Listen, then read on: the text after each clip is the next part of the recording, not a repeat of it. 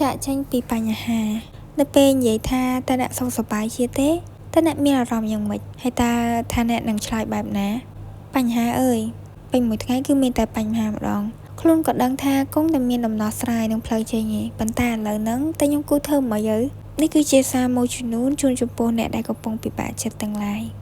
ការពិតនៃការពិបាកចិត្តនៅពេលដែលយើងចាប់ផ្ដើមសង្កល់ថាខ្លួនកំពុងតែពិបាកចិត្តឬមួយក៏ធ្លាក់នៅក្នុងការបាក់ទឹកចិត្តយើងអាចសង្កល់ឃើញថាយើងគេងមិនលក់ហើយបើគេងក៏គេងមិនចង់ក្រោបខួរក្បាលពោរពេញទៅដោយការស្មើសម័យអារម្មណ៍ប្រែប្រួលខ្លាំងឆាប់ខឹងចាប់ធុញរហូតពេលខ្លះយើងក៏ចាប់ផ្ដើមឈឺនៅពេលដែលយើងឈឺយើងក៏ចាប់ផ្ដើមដឹងថាខ្លួនកំពុងតែមានបញ្ហាហើយខ្លួនក៏ផ្ដើមសំណួរថាតើខ្ញុំត្រូវធ្វើដូចម្តេចទៅទី1ដកខ្លួនចេញពីបញ្ហាសិនមកដកពេលវេលាខ្លះមកសម្រាប់មកដកខ្លួនចេញមកគ្មានអ្វីដែលត្រូវខ្លាចបាត់បង់ឡើយបើអ្នកគង់តែចាក់ចេញដូចគ្នាដកខ្លួនមករស់នៅក្នុងជីវិតរបស់ខ្លួនឯងមកដកខ្លួនចេញពីពិភពទាំងអស់នោះមកចេញមកវាមិនអីបើអ្នកចង់សម្រាប់មួយពេលនោះតែជីវិតនេះវាយ៉ាងម៉េចដែរហត់ហើយមែនទេក៏សម្រាប់សិនទៅធ្វើអ្វីដែលអ្នកចូលចិត្តទៅធ្វើអ្វីដែលអ្នកសប្បាយលេងសីអានសៀវភៅដើរលេងនិយាយជាមួយមិត្តភ័ក្តិលេងជាមួយសត្វចេញទៅខាងក្រៅដឹងថា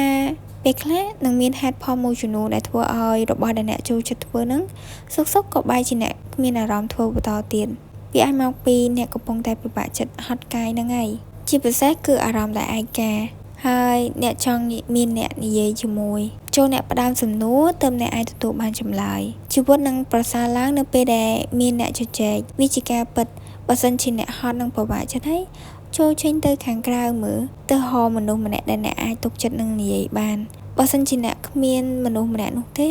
ខ្ញុំគិតថាមកពីអ្នកកំពុងបាត់បង់ជំនឿឯងហើយនេះអ្នកប្រកាសជាមិនអាចជឿជាក់លើអ្នកដទៃបានទេត្រូវទេបាទចាអញ្ចឹងសូមអ្នកចាក់ចេញពីបញ្ហាមួយនឹងចាត់ទុកថាវាគឺជាបញ្ហាមួយហើយចេញទៅខាងក្រៅមើលចូលផ្ដើមនៅសំណួរមើលថាតើមានអ្នកដទៃដែលមានកំពុងបញ្ហាដូចអ្នកអត់តើមានអ្នកណាដែលអាចនឹងជួយគ្រប់គ្រងអ្នកអត់ចូលចេញទៅខាងក្រៅជួយទៅកាន់មនុស្សម្នាក់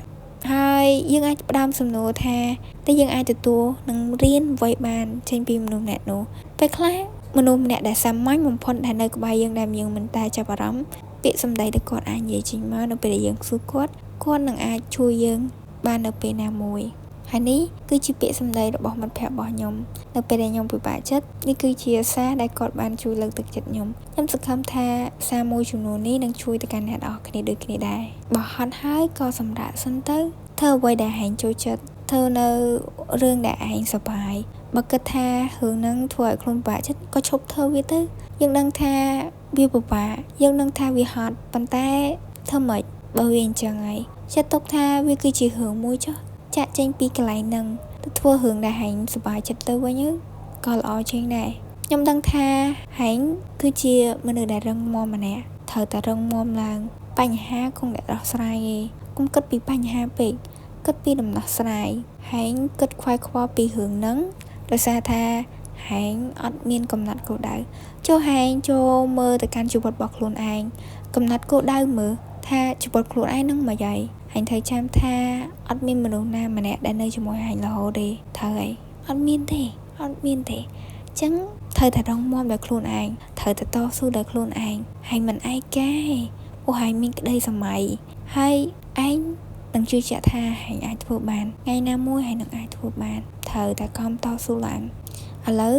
ហែងសាបាក់គិតពីបញ្ហាសិនហើយមើលទៅកាន់ជីវិតខ្លួនឯងថាខ្លួនឯងចង់ធ្វើអីសាកកំណត់គោលដៅតូចមើលហើយសាកផ្ដោតទៅលើគោលដៅហ្នឹងជាជាងការដែលគិតពីកំណត់របស់អ្នកដទៃគិតពីអ្នកដទៃគិតខ្វាយខ្វល់ពីអ្នកដទៃរហូតតែធ្វើឲ្យខ្លួនឯងហ្នឹងធ្លាក់ចូលទៅក្នុងវិបត្តិពិបាកចិត្តអញ្ចឹងឈប់ទៅ